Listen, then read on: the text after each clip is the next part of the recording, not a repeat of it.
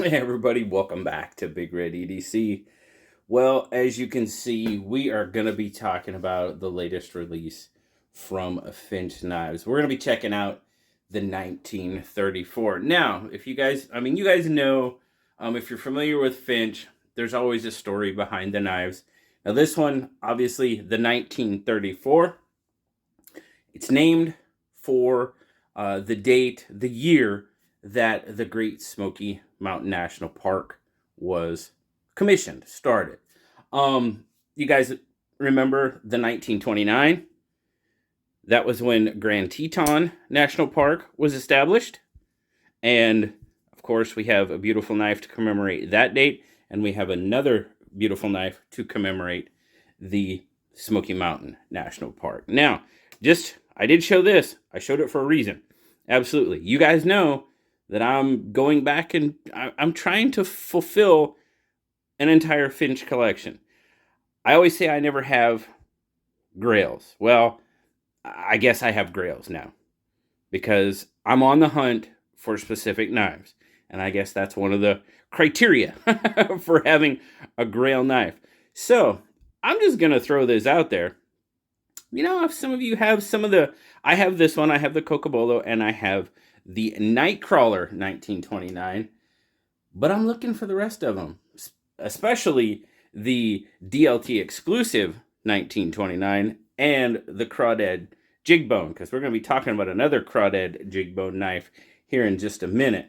But, yeah, if you got some 1929s and you're looking to make a deal, I'm your guy. You know what I'm saying? Hit me up, BigRedEDC@gmail.com, or you can hit me up on Instagram, and we will definitely have a talk. But let's talk about this guy right now. This was the first one that I got. Spencer did send this one out to me. This is the Burlwood 1934. We're just going to take a quick look at all of them real quick, and then we'll kind of go through and we'll do a kind of a normal review type of thing. But look at the grain structure in that burl. This one is absolutely gorgeous. The clip side is really neat. The show side, oh my goodness. You've got dark, you've got light, you've got a little mix of everything. Just very cool. Open construction on this one. Then, of course, you got the jade. And the question I get all the time about the jade is, are you going to dye it? You know, guys, I've made up my mind. No, I'm not going to dye it. I'm going to keep it original. If the day comes that I can find one and then maybe dye it, maybe. But for the initial portion of the collection, I'm going to keep it original. No, you know, if you don't do that, that is absolutely fine. Back to the whole 1929. If you got a jade one, I'd kind of like to have it if it was jade. So there you go. But anyway, back to this one. Yeah, I am going to keep it jade. Now, you guys know, jade isn't my favorite, but it's original. So that is what I have decided. I know a lot of you wanted me to dye it. I know, but I just don't think I'm going to. I'm going to leave it natural. And then, of course, you have this beauty. This is the Crawdad Jigged Bone. Yep. Oh, look at that. The jigging on that bone is very, very nice. Check that out. Very, very well done transitions. I mean, QSP just knocks it out of the park. I got a tiny bit right there. Nothing too major. But overall, just a beautiful, beautiful knife. You guys know I love Finch. It's a fact of life. I do. I like them. And, some people like Spyderco, some people like Benchmade. I have definitely fallen into the good old Finch knife world. Absolutely 100%. So, okay, guys. Now, just for now, I am going to put these off to the side, and we are going to check out this one. It was the original. It's the one that I've actually used the most. So, we're just going to kind of do our review on this one. But again, I'll give you a quick look at that Burlwood. So you've got titanium construction Burlwood. You've got your loom shield there. I know I probably don't say that right, but yeah. Titanium pocket clip. It is not reversible. I am sorry for my left-handed friends. It is not reversible. You do have a frame lock right there. Flipper, as they all are. You do have some jimping on your flipper tab that is pretty good. Pretty good. Detent on this one is really good. Yeah, it's coming out. Very, very nice. Action overall. Wow, you saw that. It's nice. Very, very nice. Great action. You definitely have, as Finch does, use a lot of CPM 154. I'm okay with that. I like CPM 154. There you go. There's your Steph. There's your model 1934. Finch. Do have a slight choil there. Not too bad. Nice little clip point blade there. You do also have the nail nick. Keeping with that, you know, blend of modern and traditional, you do have the nail nick, so that's nice. A little bit there. Nice kind of a, looks like a satin finish on that. Flat ground. Very, very nice. Now, I'll see if I can do it. I'm on camera. No, I can't. Not with this one, because there is a... Which one? Oh, the Harvester. The Harvester was the one. I cannot middle finger flick this one well, because... And I don't think I can get enough purchase on the blade. No, not even remotely. If I was better at it, maybe. I don't know. But very, very nice. All right, let's get our specs. Spec check time. Overall. Now, and it's also, you know, the Finch knives do tend to be a little bit on the smaller side. Absolutely 100%. So we got 1, 2, 3, 4, 5, 6, 7. What are we looking at? 7 inches fully open. You're looking right about a 4-inch. Yeah, they're calling it 4 and 3 split. All right, it's close. It's close. Cutting edge on it, you're looking at just under 3, 2 and 7/8. And then your grip length from point to point, you're looking at about 3.5. And that's how it looks in my 3 3/4 inch hand. And you guys know that 3.5, that's right in my wheelhouse. Love the way that feels in hand.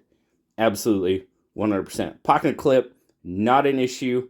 Not an issue for me, I have to say. Feels really good in hand.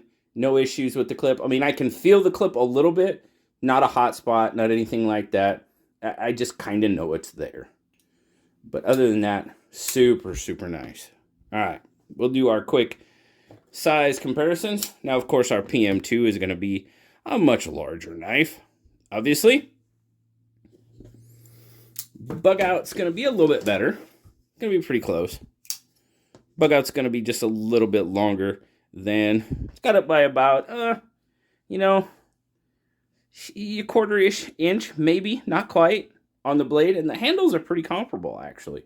Right in there. Maybe bug out's got it by maybe just a hair on the handle as well. So pretty decent overall size comparison with the bug out. Get a weight. What did they say as far as weight? I'm not sure they do. They say 3.95. We'll check it out on my scale. My scale says 3.9. So, hey, you know, it could be 3.95. And grams, you're looking at 111.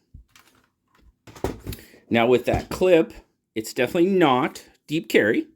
It's not too bad. You definitely have that little bit less than that 1/2 inch.